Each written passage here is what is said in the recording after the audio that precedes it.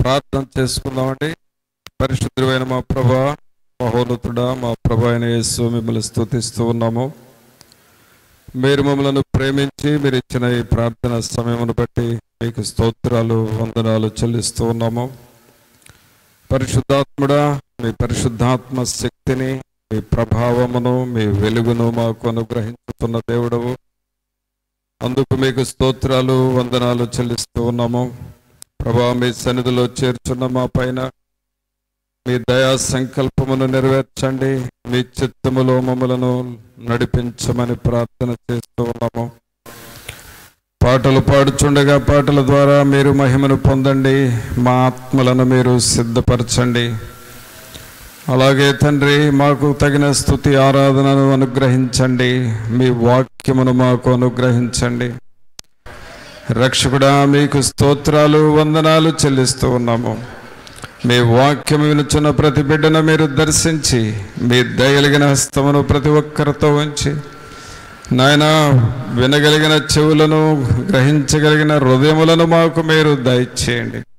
మీ ఆత్మను నాయన తండ్రి అభ్యంతరపరచు వేరొక ఆత్మ ఏది లేకుండా చేసి పరిశుద్ధాత్మ నింపుదల సహాయం మాకు అనుగ్రహించి మీరు అధ్యక్షత వహించి నడిపించి ఘనత ప్రభావాలు మీరే ఆరోపించుకొనమని నజరేయుడైన యేసు నామమున అడిగి వేడుకొంచున్నాం తండ్రి, ఆమేన్. పాటలు పాడుకుందామండి.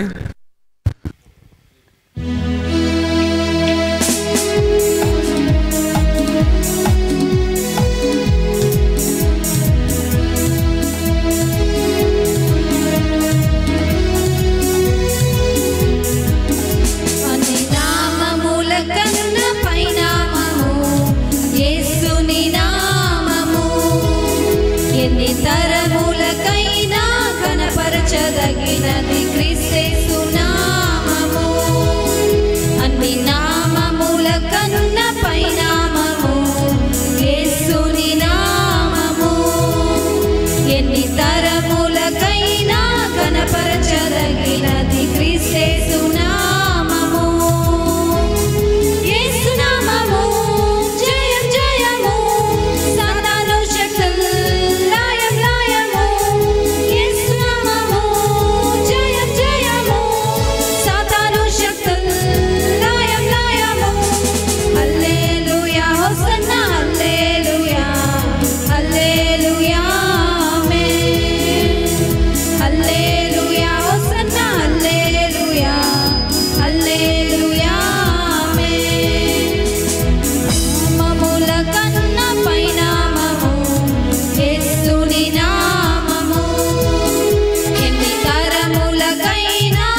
పరచదగినది క్రీస్తు నామము.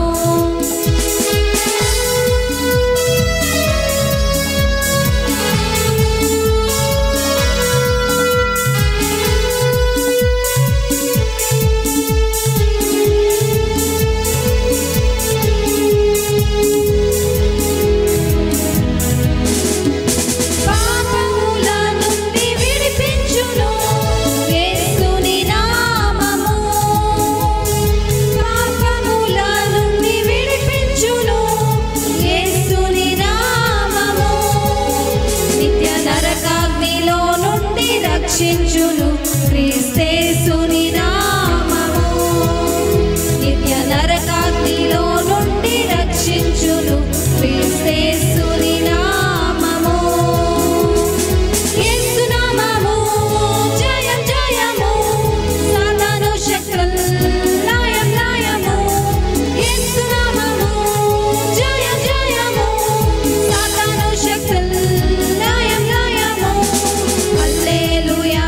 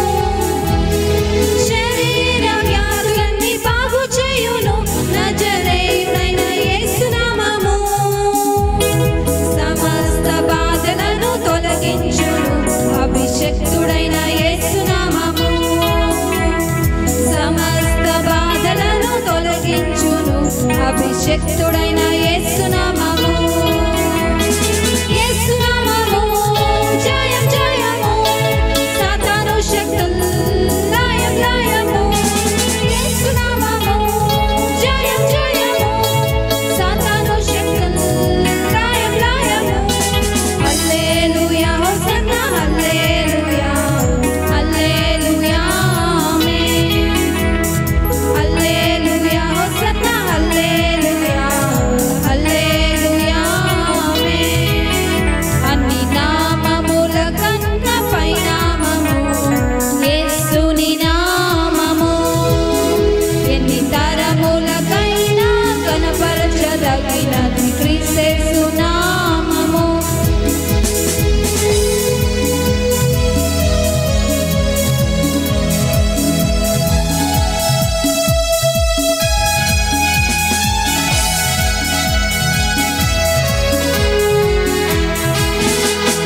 సాతానుపై అధికారమిచ్చును కలిగిన యేసు నామము, సాతానుపై అధికారమిచ్చును శక్తి కలిగిన యేసు నామము.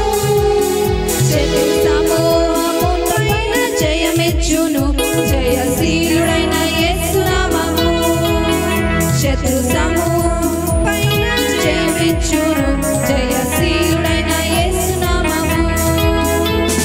యేసు నామము జయం జయము, సాతాను శక్తులు లయం లయము.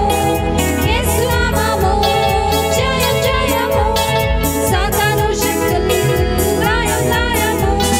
హల్లెలూయా హోసన్నా హల్లెలూయా, హల్లెలూయా ఆమేన్. హల్లెలూయా హోసన్నా హల్లెలూయా, హల్లెలూయా ఆమేన్.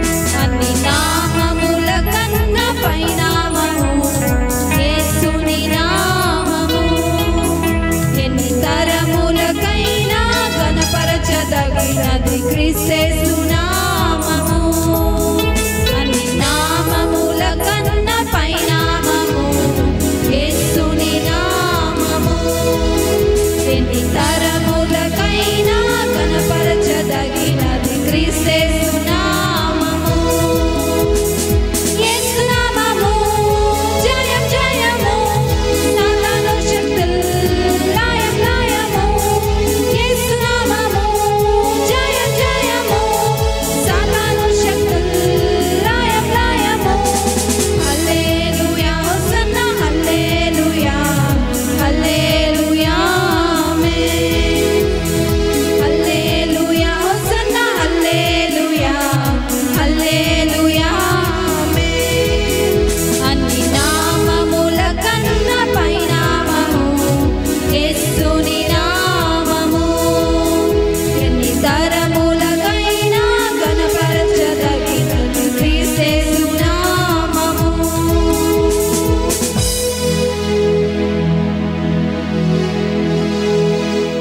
లను నడిపించండి, మీ ఆత్మచేత మమ్మలను బలపరచండి ప్రభా. మీ వాక్యము దగ్గరకు వస్తూ ఉన్నాం, మీ వాక్యమును మాకు అనుగ్రహించి మీ ఆత్మ నింపుదల మాకు ఇవ్వమని నజరేయుడైన యేసు నామమున అడిగి వేడుకొనుచున్నాం తండ్రి, ఆమేన్. ప్రభునందు పిల్లరా, దేవుని వాక్యం చదువుకుందాం. ద్వితీయోపదేశ కాండము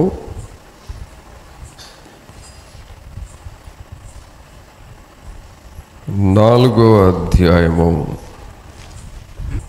23వ వచనం చదువుదాం. మీ దేవుడైన యెహోవా, నీ దేవుడైన యెహోవా మీకు ఏర్పరిచిన నిబంధనను మరచి, మీకు ఏర్పరిచిన నిబంధనను మరచి, నీ దేవుడైన యెహోవా నీ దేవుడైన యెహోవా నీకు ఆజ్ఞాపించినట్లు ఏ స్వరూపము కలిగిన విగ్రహమునైనను చేసుకొనకుండునట్లు మీరు జాగ్రత్త పడవలెను. ఏలయనగా నీ దేవుడైన యెహోవా నీ దేవుడైన యెహోవా దహించు అగ్నియు రోషము గల దేవుడునై ఉన్నాడు. రోషము గల దేవుడునై ఉన్నాడు. ప్రభువులారా,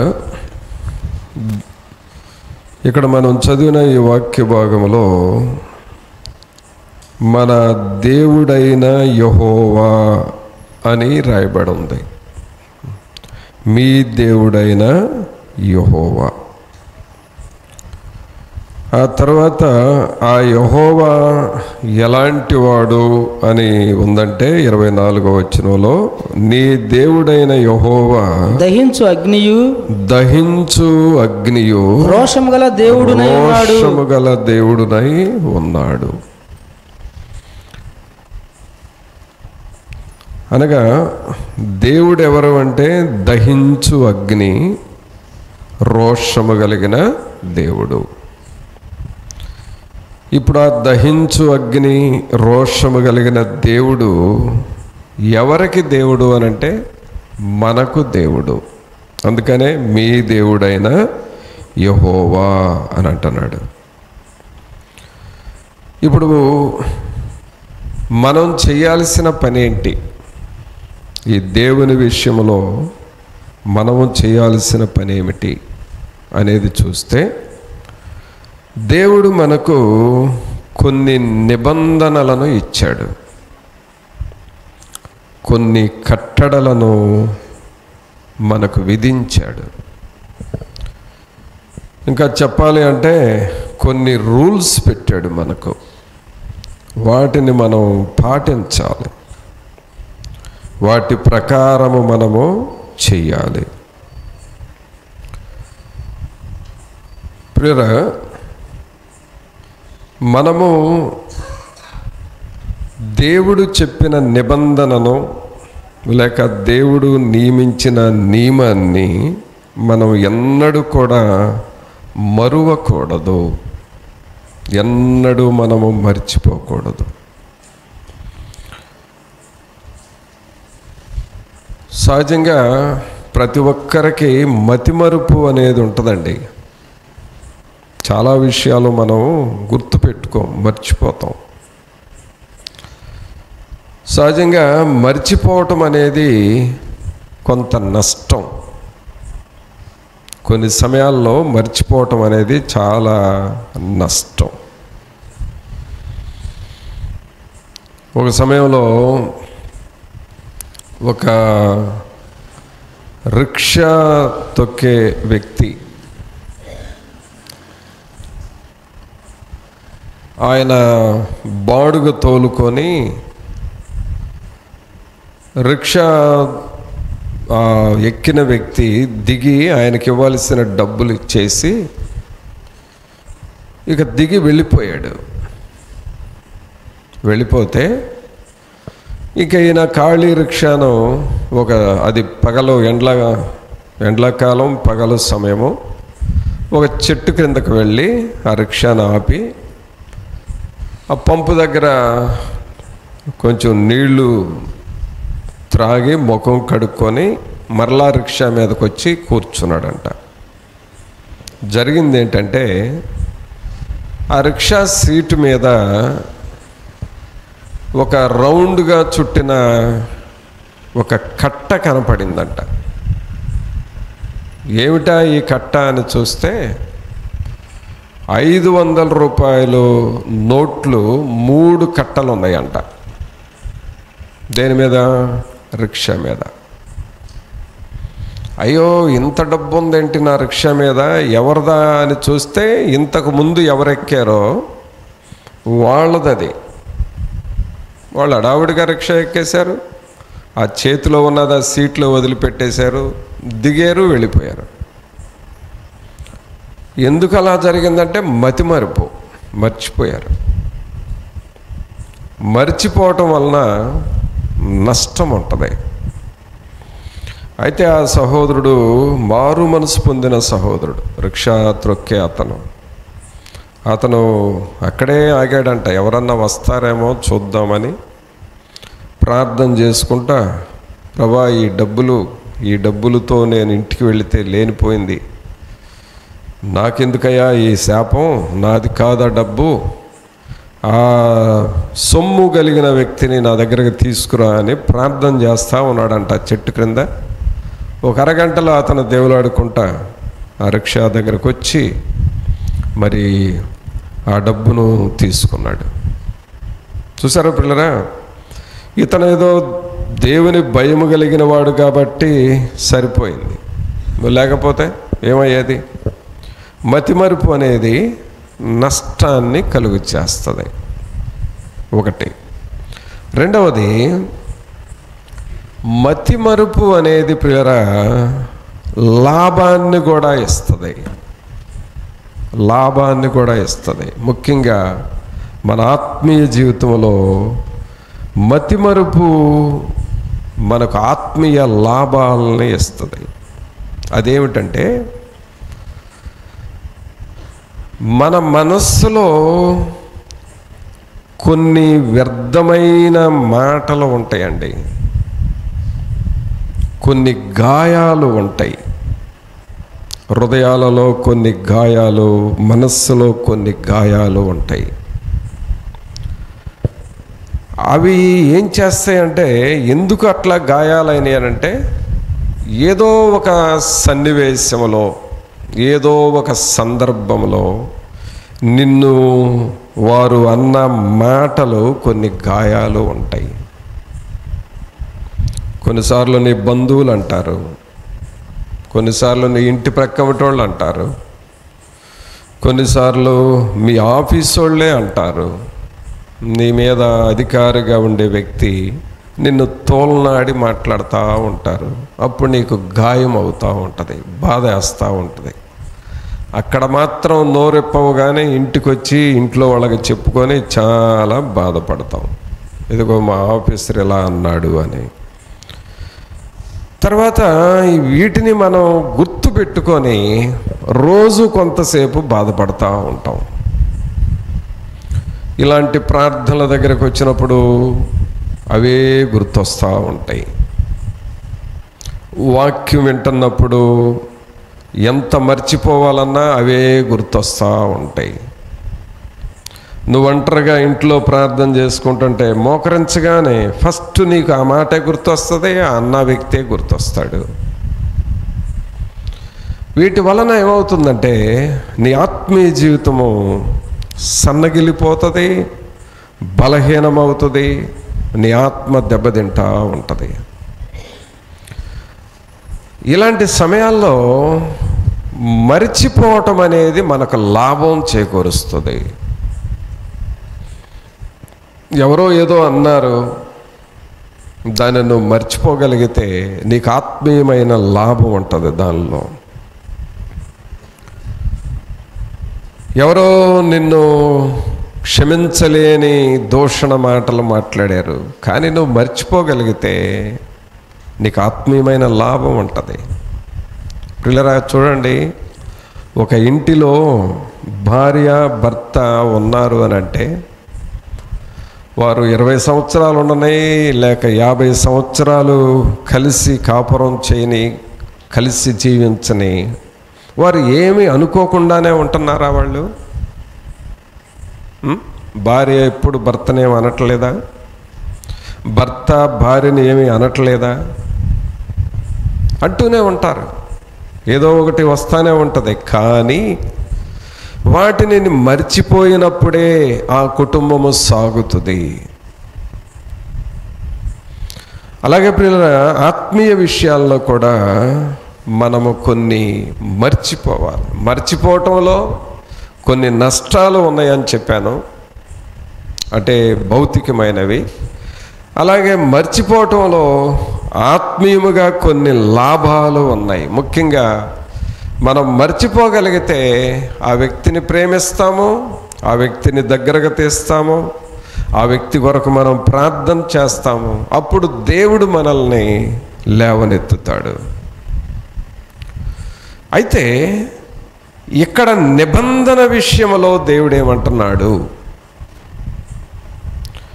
దేవుడు నియమించిన నియమం విషయంలో ఏమంటున్నాడంటే, మనం చదువుతున్నాం ఇక్కడ, మీ దేవుడైన యెహోవా మీకు ఏర్పరిచిన నిబంధనను మరచి, నేను మీకు కొన్ని నిబంధనలు పెట్టాను, ఆ నిబంధనలను మాత్రము నీవు మర్చిపోకూడదు. ఏమంటున్నాడు? మరచి నీ దేవుడైన యెహోవా నీకు ఆజ్ఞాపించినట్లు ఏ స్వరూపము కలిగిన విగ్రహమునైనను చేసి కొనకుండునట్లు మీరు జాగ్రత్త పడవలెను. చూసారా, నేను మీకు కొన్ని నిబంధనలు ఏర్పాటు చేశాను, ఆ నిబంధనను మాత్రం మర్చిపోకండి. కొంతమంది దేవునితో చేసుకున్న నిబంధన, బలహీనంగా ఉన్నప్పుడు దేవుడు నాకు ఈ శోధన తీసేస్తే నేను ప్రభు కోసం ఇలాగ చేస్తాను, ఒక నిబంధన చేసుకుంటాం. దేవుడు ఈ పరిస్థితి నుండి నన్ను ఒడ్డెక్కిస్తే దేవుని కొరకు నేను ఇది చేస్తాను అని నిబంధన చేసుకుంటారు. కొంతమంది గర్భఫలము కొరకు ప్రార్థన చేసేటప్పుడు, ప్రభా నాకు ఒక మగ బిడ్డను ఇవ్వు ప్రభా, ఇంతకాలమైంది బిడ్డలు లేక నాకు కుమారుని ఇవ్వు ప్రభా, ఆ కుమారుణ్ణి పెంచి మరలా నీకే ఇస్తాను ప్రభా, నీకు అప్పగిచ్చేస్తాను, నీ సేవకిచ్చేస్తాను ప్రభా అని ఏదో ఒక నిబంధన చేసుకుంటావు నీ అవసరం తీరటం కోసం. అలాగే బలహీనతలో ఉన్నప్పుడు కూడా ఈ శోధన తొలగించు ప్రభా, నీ కొరకు ఇలాగ చేస్తాను అని అంటావు. అయితే ఆ నిబంధన నువ్వు మర్చిపోకూడదు. దేవునితో నువ్వు చేసిన ప్రమాణాన్ని నువ్వెన్నడూ మర్చిపోకూడదు. నిబంధనను మరవద్దు అని అంటున్నాడు ఇక్కడ దేవుడు. నిబంధనను నువ్వు మర్చిపోవద్దు.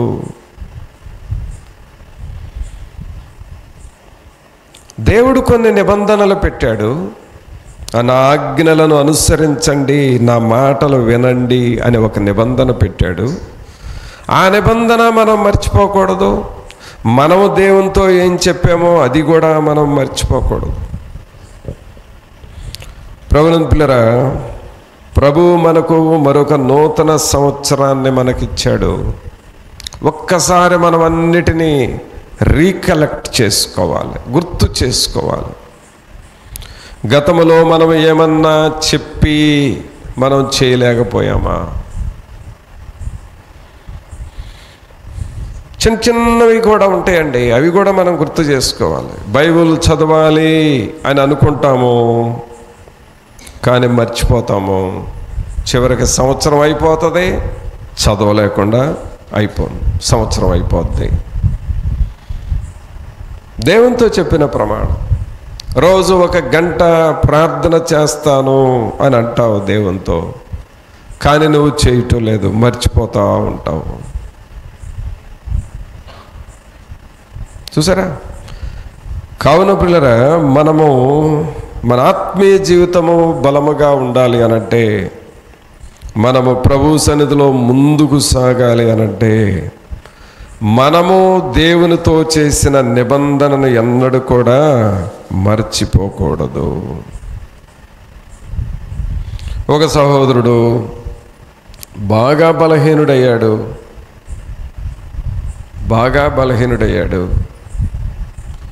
ఎంత బలహీనుడయ్యాడంటే, హోప్లెస్ అంటే చనిపోతాడు అనే ఒక తీర్మానం వచ్చింది.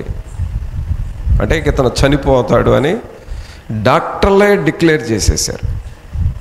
ఇంక అనవసరం అండి, ఈయనకి కిడ్నీస్ ఫెయిల్ అయినాయి, హార్ట్ ఫెయిల్ అయ్యింది, అలాగే షుగర్ పెరిగిపోయింది, ఇతను బ్రతకడు, ఎందుకు ఇతనికి వాడే మందులంతా వేస్ట్, అవసరం లేదు, తీసుకెళ్ళండి అని చెప్పారు డాక్టర్స్. అలాంటి కేసు నా దగ్గరకు వచ్చిందండి.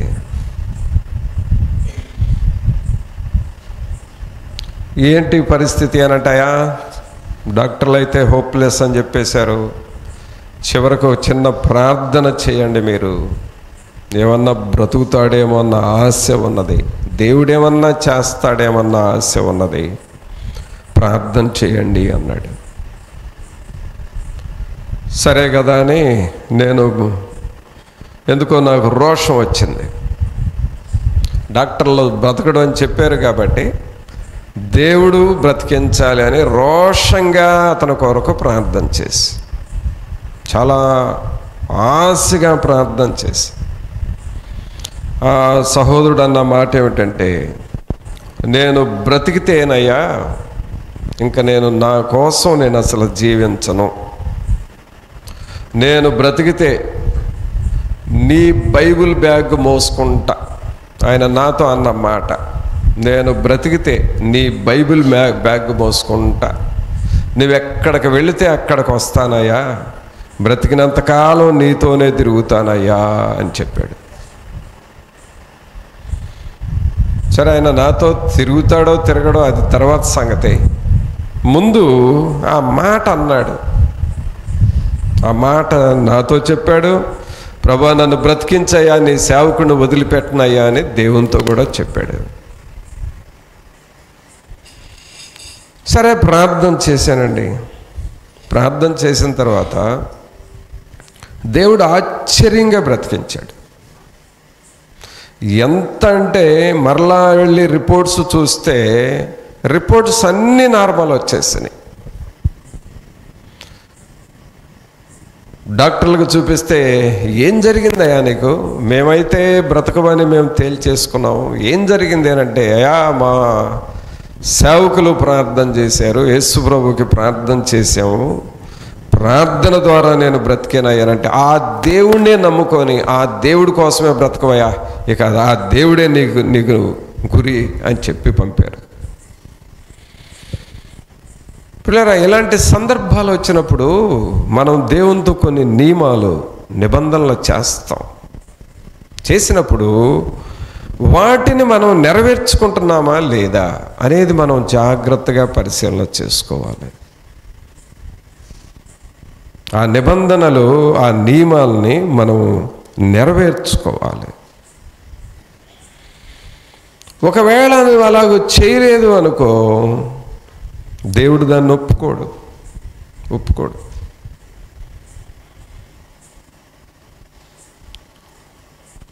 ఈ సహోదరుడు దాదాపు 20 సంవత్సరాలేమో బ్రతికాడండి. తర్వాత రేపో మాపో చనిపోతాడు అనుకున్న వ్యక్తి 20 సంవత్సరాలు పైగా బ్రతికాడు. చూసారా, దేవుని కార్యాలు అలాగుంటాయండి, దేవుని కార్యాలు అలాగుంటాయి. కావున దేవునితో చెప్పిన మాటను మనం ఎన్నడూ మర్చిపోకూడదండి. దేవునితో ఒక నిబంధన చేసుకున్నావంటే నువ్వు మనస్సులో, నువ్వు పైకి చెప్పనవసరం లేదు, ప్రార్థన చేస్తున్నప్పుడు కానీ ఏదో ఒక టైంలో నీ మనస్సులో అనుకుంటే చాలు, ఒక ఆలోచన నీ మనస్సులో పుడితేనే నువ్వు దేవునితో నిబంధన చేసుకున్నట్లే. నువ్వేం చేయాలి? దేవుని కొరకు జీవించాలి. అందుకని ఇక్కడ వాక్యం చదువుతున్నాం, మీ దేవుడైన యెహోవా మీకు ఏర్పరిచిన నిబంధనను మరచి నీ దేవుడైన యెహోవా నీకు ఆజ్ఞాపించినట్లు ఏ స్వరూపము కలిగిన విగ్రహమునైనను చేసి కొనకుండునట్లు మీరు జాగ్రత్త పడండి. వాటిని మర్చిపోవద్దు, మీరు జాగ్రత్తగా ఉండండి. మీరు జాగ్రత్తగా ఉండకపోతే ఏమంటున్నాడు? ఏలయనగా నీ దేవుడైన యెహోవా దహించు అగ్నియు రోషము గల దేవుడునై ఉన్నాడు. కావున పిల్లరా, దేవునితో చేసిన నిబంధనను మనం ఎన్నడూ మర్చిపోకూడదు. ఆయన కొరకు నీవు నిబంధన కలిగి జీవించాలి, ఎన్నడూ కూడా మనము మర్చిపోకూడదు. కాబట్టి ఈ నూతన సంవత్సరంలో మొదటి ఆదివారంలో మనం ఉన్నాం. దేవుడు మనకు చెప్పినవి మనం మర్చిపోకూడదు.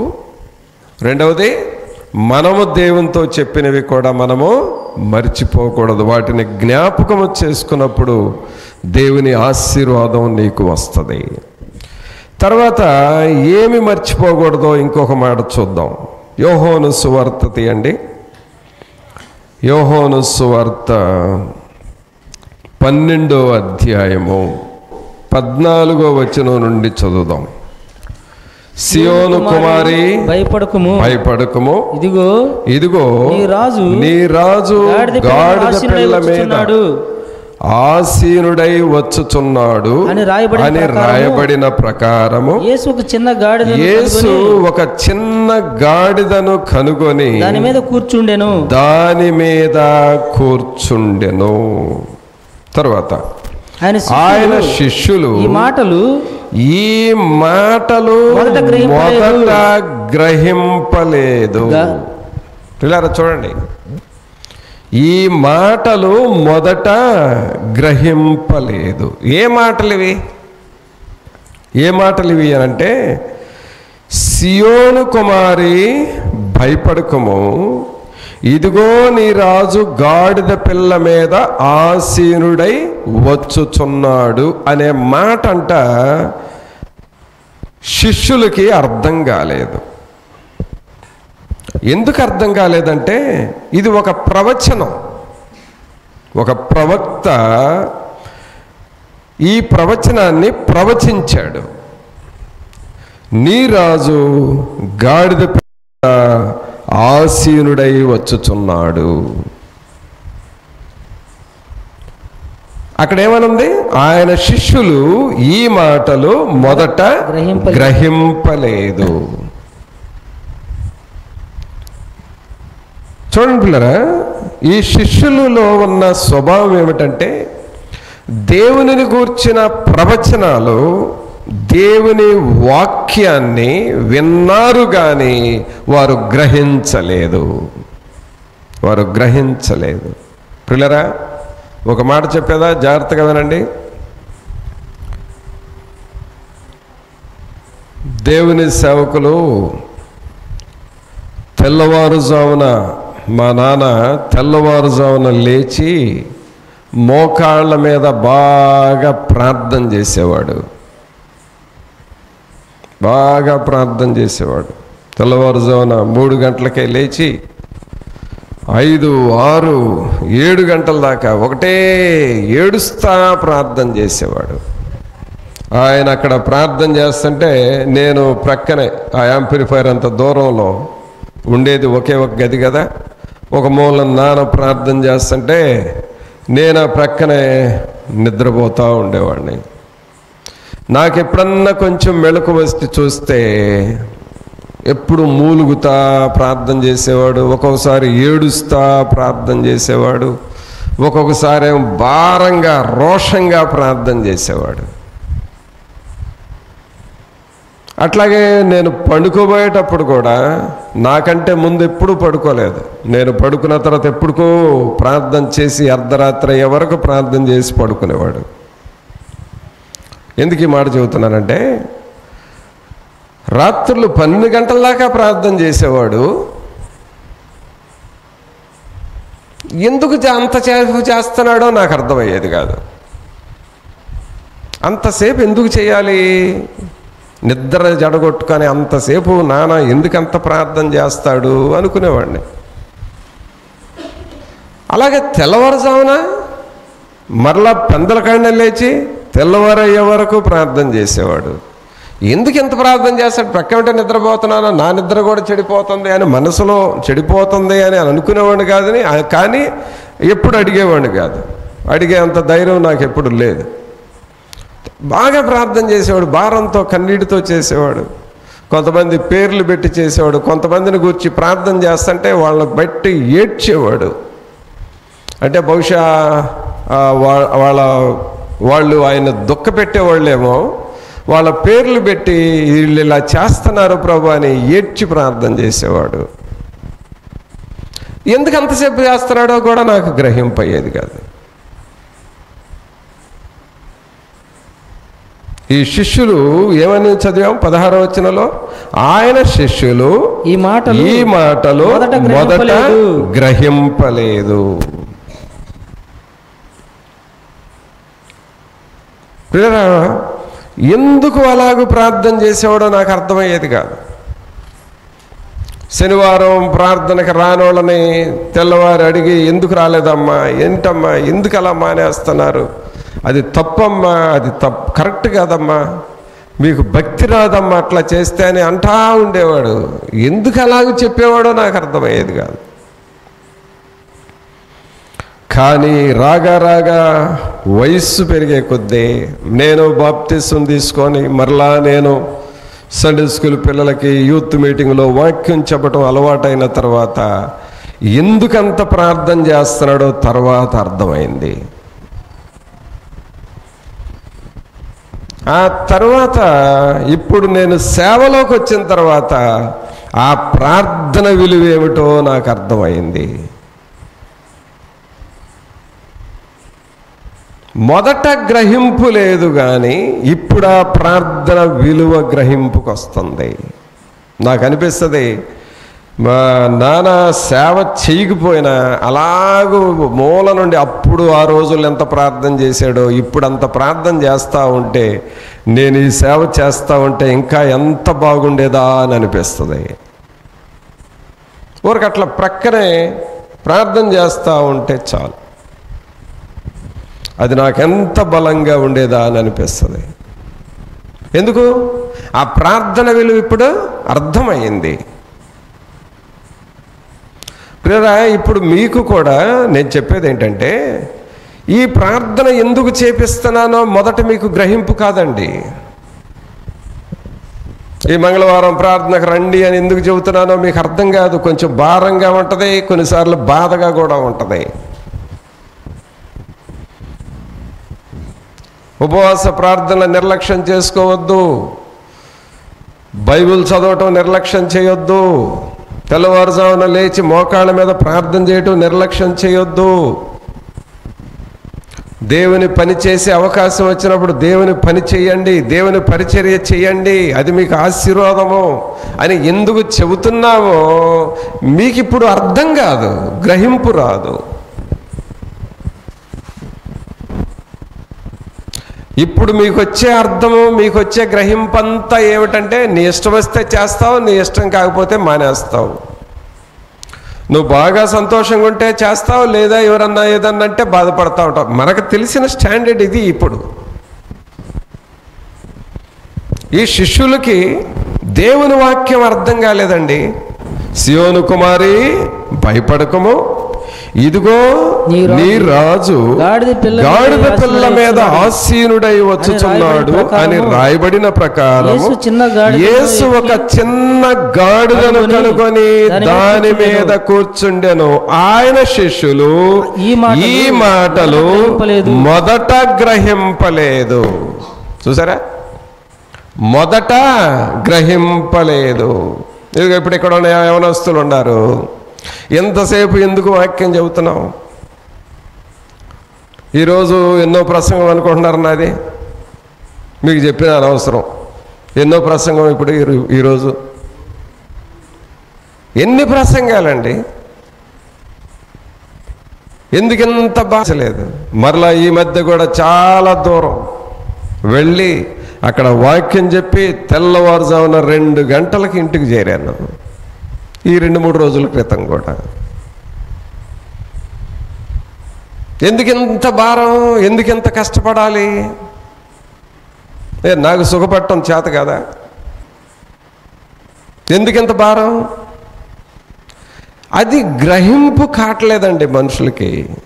ఈ శిష్యులు, ఆయన శిష్యులు ఈ మాటలు మొదట గ్రహింపలేదు. సహోదరుడా, సహోదరి, దేవుని వాక్యాన్ని నువ్వు గ్రహించుకోవాలి. ఎందుకు ఈ ప్రార్థనలు పెడుతున్నాడు, ఎందుకు సేవకుడు మనల్ని రమ్మంటున్నాడు, ఎందుకు మనల్ని ప్రార్థన చేయండి అంటున్నాడు, ఇది ఎప్పుడు గ్రహింపు వస్తుంది? తర్వాత చూడండి,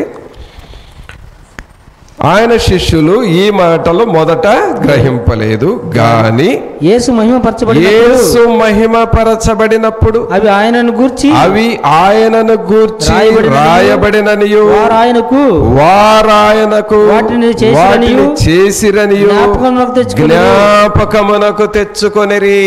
చెప్పండి కొట్టండి ఒకసారి దేవునికి. ఏమైందండి ఇక్కడ ఏమైంది? వీళ్ళని గురించి రాయబడిన మాట ఏంటంటే, మొదట దేవుని వాక్యము, దేవుని యొక్క నామము, దేవుని ప్రవచనము వీళ్ళకి అర్థం కాల, గ్రహించుకోవాల. ఆ తర్వాత ఏమైందంటే, వీళ్ళ కళ్ళ ముందే యేసుక్రీస్తు ప్రభువు ఎక్కడ కూర్చున్నాడు? గాడిద మీద కూర్చున్నాడు. వీళ్ళ కళ్ళ ముందే ప్రజలు ఆ గాడిద పిల్లకి ఏం పరుస్తున్నారు? రోడ్ల మీద బట్టలు పరుస్తున్నారు. వీళ్ళ కళ్ళ ముందే ఆ గాడిద పిల్లకు ముందు వెనక ప్రజలు ఖర్జూరపు మట్టలు తీసుకొని దావీదు కుమారునికి జయము, ప్రభు పేరట వచ్చువాడు స్తుతింపబడునుగాక అని కేకలేస్తున్నారు. వీళ్ళ కళ్ళ ముందే ఆ గాడిద పిల్ల మీద ప్రభు కూర్చుంటే గాడిద ఊరేగుతూ ఉన్నది, గౌరవముగా ఉన్నది గాడిదకు. ఇప్పుడు అనుకుంటున్నారు శిష్యులు, వర్రే మనము గ్రహించలేదు మొదట. ఏమనుకుంటున్నారు ఇప్పుడు? మొదట మనం గ్రహించలేదు. ఈ ప్రజలేంటి ఆ ఖర్జూరపు మట్టలు తీసుకురావటం ఏంటి? ఈ గాడిదకేంటి బట్టలు ఇయటం ఏంటి? దావీదు కుమారునికే జయమని చెప్పటం ఏంటి? మనం అసలు మొదటే దీన్ని గ్రహించలేదు. ఆల్రెడీ దేవుని వాక్యం ఏమంది? ఇదిగో నీ రాజు గాడిద పిల్ల మీద ఆసీనుడై ఉన్నాడని ముందుగానే ప్రవచనం ఉంది కదా, ఆ ప్రవచనాన్ని మనం గ్రహించలేదు. ఇప్పుడు మనం కళ్ళారా చూస్తున్నాము. ఏం చూస్తున్నారు? గాడిద మీద ప్రభు కూర్చోవటం చూశారు, బట్టలు వేయటం చూశారు, ఆ బట్టల మీద నడవటం చూశారు, ఖర్జూరపు మట్టలు పట్టుకొని దేవునికి జయము జయము అని చెప్పటం చూశారు. ఈ కళ్ళారా చూసిన తర్వాత ఇప్పుడు అంటున్నారు, ఏమనంటున్నారు? యేసు మహిమపరచబడినప్పుడు అవి ఆయనను గూర్చి రాయబడినని. మరి ఇప్పుడు దాకా ఎవరిని గూర్చి రాయబడ్డాయి అని అనుకున్నారు వీళ్ళు? సీయోను కుమారి భయపడకము, ఇదిగో నీ రాజు గాడిద పిల్ల మీద ఆసీనుడై వచ్చుచున్నాడనే మాటలో ఆయనను గూర్చి రాయబడి ఉన్నవని అప్పుడు అర్థమైందంట వీళ్ళకి. బట్ ముందు అర్థం కాల. పిల్లరా, దేవుని వాక్యము నీకు అర్థము కావాలి. ఈ ప్రార్థనలు ఎందుకు? ఈ వాక్యం ఎందుకు? ఈ ప్రార్థనలు చేయించడం ఎందుకు? ఈ ఉపవాస కూటాలు ఎందుకు? ఈ భారాలు ఎందుకు? నీకు ఇప్పుడు అర్థం కాదు. ఈ శిష్యులకి ప్రభువు మహిమపరచబడినప్పుడు అవి ఆయనను గూర్చి రాయబడిననియు వారాయనకు వాటిని చేసిరనియు జ్ఞాపకమునకు తెచ్చుకొనెను. అంటే ఇప్పుడు దేవుని వాక్యాన్ని జ్ఞాపకం చేసుకుంటున్నారు. ఎవరిని జ్ఞాపకం చేసుకుంటున్నారండి? దేవుని వాక్యాన్ని జ్ఞాపకం చేసుకుంటున్నారు. పిల్లరా, దేవుని వాక్యాన్ని నువ్వు జ్ఞాపకం చేసుకుంటా ఉండాలి. నీ జీవితము ఆశీర్వాదకరముగా ఉండాలంటే ఎవరిని జ్ఞాపకం చేసుకోవాలి? మనం దేవుని వాక్యాన్ని జ్ఞాపకం చేసుకోవాలి. దేవుడు నీకు ఇచ్చిన వాగ్దానాల్ని జ్ఞాపకం చేసుకోవాలి. దేవుడు నీకు దర్శనములో చెబుతాడు చూడు కొన్ని మాటలు, వాటిని మనం జ్ఞాపకం చేసుకోవాలి. యోసేపు ఐగుప్తు దేశంలో చెరసాల్లో ఉన్నాడు కొంతకాలం. ఉన్నాడా అన్నవాళ్ళు చేతులు ఎత్తండి. నాకు తెలియదయ్యా అని అన్నవాళ్ళు చేతులు ఎత్తండి. నాకు తెలియదు అన్నావంటే నువ్వు బైబిల్ చదవట్లేదని అర్థం. కాబట్టి యోసేపు ఎక్కడున్నాడు? చెరసాల్లో ఉన్నాడు కొంతకాలం. అక్కడ జరిగింది ఏంటంటే, ఒక అతనికి కల వచ్చింది. కల అనేది ఇంట్లో ఉన్నప్పుడు వస్తుంది, వస్తుందా? నిద్రపోతా ఉంటే ఇంట్లో వస్తుంది. మరి పొలాన ఉంటే అక్కడ కళలు వస్తాయి. అక్కడ నిద్రపోగలిగితే అక్కడ కళలు వస్తాయి. తర్వాత ఇంకెక్కడ వస్తాయి కళలండి? నువ్వు ఒంటరిగా ఎక్కడుంటే అక్కడ నిద్రపోతూ ఉంటే ఏదో ఒక కళ వస్తూ ఉంటుంది. అయితే వీళ్ళకైతే యోసేపు ఉన్న చెరసాల్లో కూడా కళలు వచ్చినాయి వీళ్ళకి. మనుషుడండి కళల మనిషి. ఏ మనిషి? కళల మనిషి. ఎక్కడుంటే అక్కడ కళ. ఈ వ్యక్తికి కళ వచ్చింది. ఏంటి ఆ కళ అంటే, అయ్యా 3 ద్రాక్ష బుట్టలు ఉన్నాయి నా తల మీద, వాటిని నేను మరి రసము చేసి ఇతరులకి అందించినట్లుగా నాకు ఒక కళ వచ్చిందయ్యా అని చెప్పాడు పానదాయకుడు. యోసేపు దగ్గరికి వెళ్ళి, అయ్యా ఈ కళ భావం ఏమిటో చెప్పంటే అప్పుడేమన్నాడు? 3 బుట్టలు 3 రోజులయ్యా. ఎన్ని రోజులు? 3 బుట్టలు 3 రోజులు. నీకున్న ద్రాక్ష గెలలున్నాయి చూడు, అనగా నీవు ఆ ద్రాక్ష గెలలను పిండి ద్రాక్షారసం చేసి మరలా రాజుకు నీవు అందిస్తావు, నీ ఉద్యోగం నీకు వస్తుంది అని చెప్పాడు. కరెక్ట్గా చెప్పాడు. కళలు కన్నవాడికేమో ఆ కళ భావము గ్రహింపు కాలేదు. ప్రార్థన చేసే యోసేపుకి ఆ కళ భావము గ్రహింపు వచ్చింది.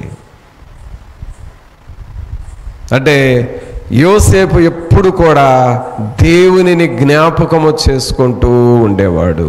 ఎవరిని జ్ఞాపకం చేసుకునేవాడండి? ఎవరిని జ్ఞాపకం చేసుకోవాలి? దేవునిని జ్ఞాపకం చేసుకోవాలి. యోసేపు దేవుణ్ణి జ్ఞాపకం చేసుకున్నాడు కాబట్టి దేవుడు మరలా యోసేపును జ్ఞాపకం చేసుకొని ఐగుప్తు దేశంలో గొప్ప స్థాయికి పెట్టాడు. పిల్లరా, దేవునిని జ్ఞాపకము చేసుకునే వారిని దేవుడు ఉన్నత స్థాయిలో పెడతాడు. బాగా గుర్తుపెట్టుకోండి. ఈ రోజున అయ్యా బైబిల్ చదివావా అంటే చదవలేదయ్యా అంటాం, ఈజీయే. అయ్యా ప్రార్థన చేసావా అంటే కుదరలేదన్నా పనుల్లో ఉండి అని అంటాం, ఈజీయే.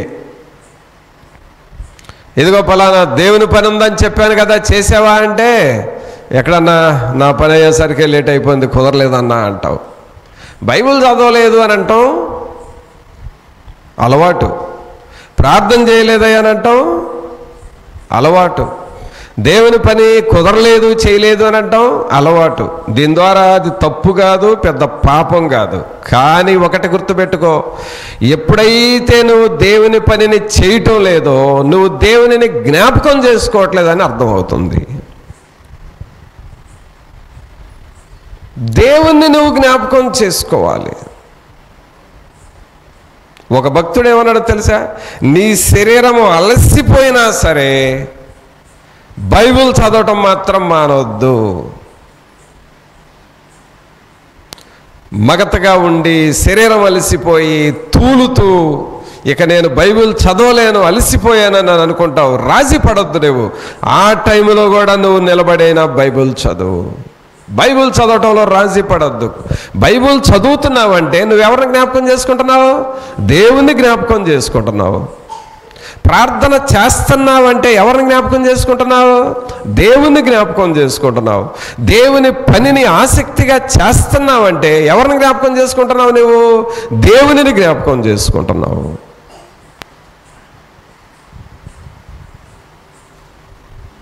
చూసారా? కాబట్టి ఆయనను నువ్వు జ్ఞాపకం చేసుకోవాలి. మన కుటుంబం అంతా దేవునిని జ్ఞాపకం చేసుకోవాలి. నీవు దేవునిని జ్ఞాపకం చేసుకుంటా ఉండాలి. ఈ శిష్యులు మొదట గ్రహించలేదండి, దేవుని వాక్యాన్ని గ్రహించలేదు, దేవుని పని విలువ గ్రహించలేదు. పిల్లరా, దేవుని పని విలువ నీకు అర్థమైతే, గ్రహించుకుంటే, దేవుని పనిని ఎన్నడూ నిర్లక్ష్యం చేయలేవు. నేను తెల్లవారుజామున 5 గంటలకు మందిరంలో ప్రార్థన పెడతాను. ప్రతిరోజు జరుగుతుంది.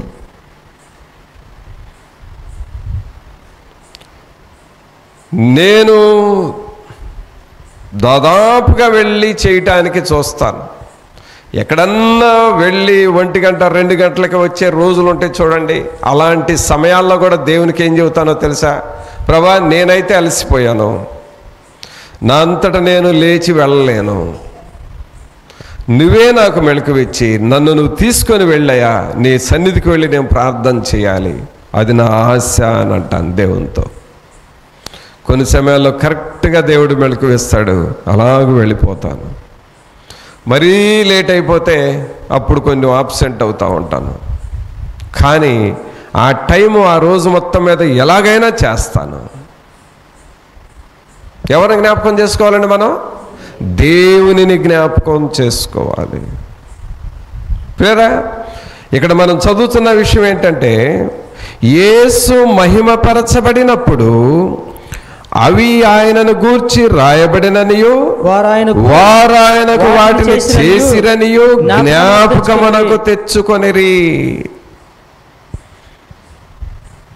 సంవత్సరంలో నీవు దేవునిని జ్ఞాపకం చేసుకుంటూ ఉండాలి. నీకు కూర్చున్నప్పుడు దేవుడు జ్ఞాపకం రావాలండి. బస్సులో కూర్చుంటే దేవుడు జ్ఞాపకం రావాలండి. ఖాళీగా ఉన్నప్పుడు దేవుడు జ్ఞాపకం రావాలండి. ఒక బ్యాంక్ ఆఫీసర్ కాదు, మేనేజర్. ఈ మేనేజర్కి సపరేట్గా రూమ్ ఉంటుంది కదా బ్యాంకులో. వాళ్ళకి భోజనం టైము మధ్యాహ్నం 1 గంట టైం ఉంటుంది. ఆయన లంచ్ బాక్స్ 10 నిమిషాల్లో భోజనం చేసి ఆ మిగిలిన 40-45 నిమిషాలు బైబిల్ చదువుతూ ఉండేవాడంట.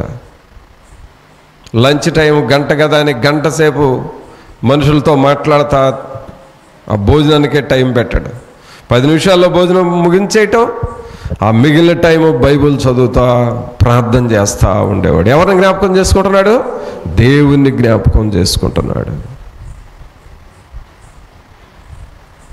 నీవు డ్యూటీలో ఉన్నా సరే నీకు కొంచెం విరామ టైం ఉంటుంది. అస్సలు ఖాళీ లేకుండా అంత బిజీ వర్కర్ ఏమి కాదు. అంత బిజీగా నువ్వు 8 గంటలు పనిచేస్తే నీ బాడీ నలిగిపోతుంది. చివరకు నువ్వు తొందరగా బలహీనం అయిపోతావు. అంత బిజీగా ఏమన్నా. కాకపోతే డ్యూటీకి వెళ్ళాలి టయానికి, అంతేగాని వెళ్ళిన దగ్గర నుండి సాయంకాలం దాకా బాతాకానే కదండి ఆఫీసుల్లో. ఈ మధ్య ఒక అతను అంటున్నాడు, ఆఫీస్కి వచ్చిన దగ్గర నుండి ఇంటికి వెళ్ళేదాకా కరెక్ట్గా పనిచేస్తే మన రాష్ట్రం బాగా డెవలప్ అవుతుందండి అని అన్నాడు. నమ్మకంగా చేయరిళ్ళు. ఇంకో ఆయన ఏమన్నాడు తెలుసా? 8 గంటల డ్యూటీలో 1/2 గంట చేయటం టాప్ సార్ అన్నాడు. ఆయన శాలరీ 1,20,000. 1,20,000 అంటే జీతం. 8 గంటల 1/2 గంట చేస్తే చాలు. మీరు బోలుడు నయం అండి. ఉదయం వెళితే ఆ మొక్కజొన్న విత్తనాలు వేసి నడువులు పోయేదాకా వేస్తే 300. అయ్యో, వాళ్ళు 1/2 గంట పని చేస్తే 1,20,000 జీతం. చూడండి ఎంత టైం ఉంటుంది. ఆ టైంలో నువ్వు దేవునికన్నా వాడుతున్నావా? బైబిల్ చదువుతున్నావా? ఆ టైంలో నువ్వు కొంచెం ప్రార్థన చేసుకోగలుగుతున్నావా? ఆ టైంలో ఏదన్నా దేవుని పుస్తకం చదువుతున్నావా? దేవుని నువ్వు జ్ఞాపకం చేసుకోవాలి. ప్రియరా, దేవుని నువ్వు జ్ఞాపకం చేసుకుంటా ఉండు. నువ్వెక్కడ ఉన్నా సరే దేవుని నువ్వు జ్ఞాపకం చేసుకోవాలి. కావున దేవుని వాక్యంలో మనం చూస్తున్నాం, 1 ఆయన నిబంధనను నువ్వు మర్చిపోకూడదు. ఏం మర్చిపోకూడదు? ఆయన నిబంధనను మనం మర్చిపోకూడదు. 2వది, ఆయన వాక్యాన్ని నువ్వు మర్చిపోకూడదు.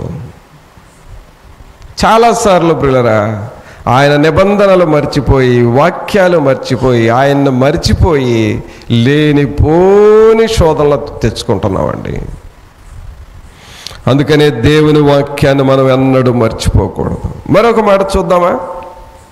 అదేంటో ద్వితీయోపదేశ ఖండంలోనే చూడండి, 4వ అధ్యాయము 8వ వచనం చదవండి. మరియు నేడు నేను మీకు అప్పగించుచున్న ఈ ధర్మశాస్త్రమంతటిలోనున్న కట్టడలను నీతి విధులను గల గొప్ప జనమేది.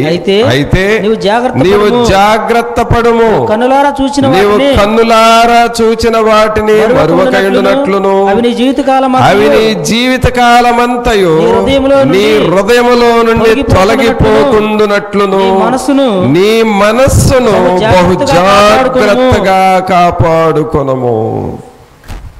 దేన్ని మనం మర్చిపోకూడదంట ఇక్కడ?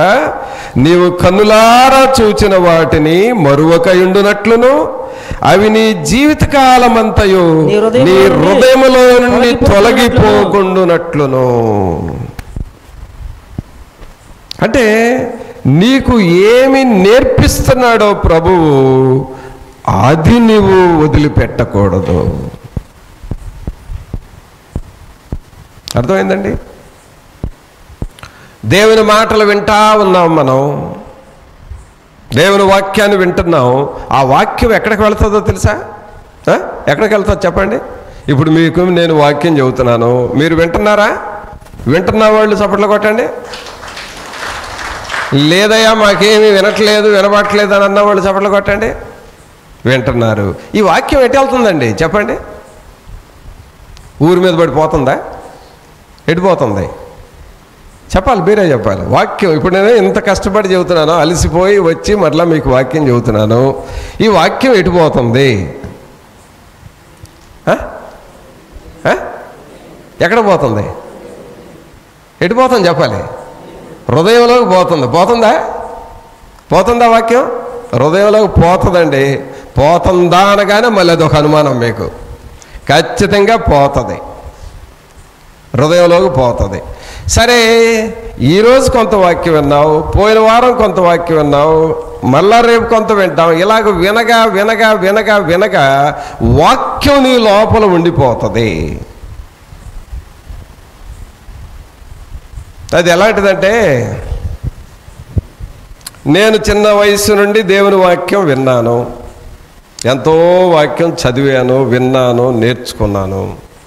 ఇప్పుడు నాలో ఉన్న వాక్యం నన్ను ఏం చేస్తుందంటే దేవుని మార్గంలో నడిచేటట్లుగా కాపాడుతుందండి. ఇంకా ఏ పొరపాటు చేయనీదు. నాలో ఏముంది? దేవుని వాక్యం ఉంది. ఇప్పుడు దేవుని వాక్యం నేను బోధించేటప్పుడే కాదు, నేను ఎక్కడ ఉన్నా సరే ఇక నేను ఈ వాక్యానికి వ్యతిరేకంగా ఏమీ చేయలేను, నేను చేయలేను, మాట్లాడలేను. కారణం లోపల ఎవరున్నారు? దేవుని వాక్యం ఉంది. ఇప్పుడు వినండి, దేవుని వాక్యం నీ లోపల ఉంటే నిన్ను ఆ వాక్యం నడిపిస్తూ ఉంటుంది. ఇప్పుడు వాక్యంలో ఏముంది అనంటే, నీవు కనులారా చూచిన వాటిని మరువకయుండునట్లు అవి నీ జీవితకాలమంతయు నీ హృదయములో నుండి తొలగిపోకుండునట్లు నీ మనస్సును బహు జాగ్రత్తగా కాపాడుకొనము. ప్రియరా, మనకు ఆశీర్వాదకరంగా మారాలి అనంటే నీలో ఉన్న వాక్యము నీవు అనుసరించి నడుస్తూ ఉండాలి. వాక్యాన్ని ఇక మనం వదలకూడదండి, వాక్యాన్ని ప్రక్కన పెట్టకూడదు. వాక్యాన్ని నీ హృదయంలో నుండి తీసి పారేయలేవిక. వాక్యం నీ లోపలికి వెళ్ళిందంటే వాక్యానుసారముగా నువ్వు ఉండాలి. అంటే నువ్వు నేర్చుకున్న దాని ప్రకారము జీవించాలి. ఏం చేయాలండి? ఏదైతే నేర్చుకున్నామో ఆ వాక్యం ప్రకారం నీవు జీవించాలి. అంటే ఇప్పుడు మనల్లో బ్రతుకుతుంది ఎవరు? దేవుని వాక్యం. మనలో ఎదుగుతుంది ఎవరు? దేవుని వాక్యము. మనలో ఫలించేది ఎవరు? దేవుని వాక్యం. అందుకనే దేవుని వాక్యంలో యోహాను సువార్త 15వ అధ్యాయంలో ఏముంది? నా యందు మీరును మీ యందు నేనును నిలిచి ఉండునట్లు మీరు నా మాటలు వినండి. సంవత్సరంలో దేవుని మాటలు మన హృదయంలో ఉండాలి. ఏముండాలి చెప్పండి? ఏముండాలి మన హృదయంలో? దేవుని మాటలు. చిన్న పిల్లలు కూడా దేవుని మాటలు మీ హృదయంలో ఉండేలాగా చూసుకోవాలి. మాటలు.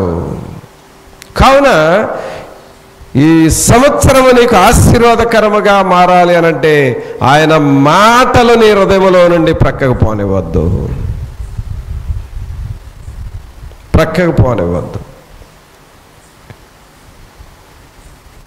పిల్లరా, దేవుని మాటలు. అందుకని ఇక్కడ ఏమని చదువుతున్నావు? నీవు కన్నులారా చూచిన వాటిని మరువక ఉండునట్లును అవి నీ జీవిత కాలమంతయు నీ హృదయములో నుండి తొలగిపోకుండానట్లును నీ మనస్సును జాగ్రత్తగా కాపాడుకొనుము. అనగా నీలో దేవుని వాక్యం ఉండాలి. తర్వాత ఇంకో మాట అడుగుతాను, చెప్తారా? దేవుని వాక్యము నీకు గుర్తుండాలంటే ఏం చేయాలి? త్వరగా. నువ్వు విన్న వాక్యం నీకు గుర్తుండాలి అనంటే ఏం చేయాలి? ప్రార్థన చేసుకోవాలి. అంటే విన్న వాక్యం ప్రభా నాలో నిలిచి ఫలించాలని ప్రార్థన చేసుకోవాలి. రైట్. ఇంకా దివారాత్రులు ధ్యానం చేయాలంటే ఇక్కడ నిద్రపోయే పని లేదనమాట. ఆ విన్న వాక్యాన్ని అలాగూ ఏం విన్నాము అని ఇప్పుడు మీరు విన్నారు కదా వాక్యాన్ని, ఈ పాయింట్స్ మీరు గుర్తు చేసుకుంటూ ఉండాలి. ఇంకా దేవుని వాక్యాన్ని గుర్తుండాలంటే ఏం చేయాలి? రాసుకోవాలి. విన్నవాళ్ళు త్వరగా మర్చిపోతారు, రాసిన వాళ్ళకి అది గుర్తు ఉండాలంటే మరలా ఒకసారి చదవాలి. కాబట్టి అవి చదువుట ద్వారా నీకు గుర్తు వస్తుంది. తర్వాత నీకు గుర్తుండాలంటే ఏం చేయాలి? ఇప్పుడు మీరు ఇంతమంది ఉన్నారు కదా, ఇప్పుడు ఎన్ని ప్రసంగాలు విన్నారు?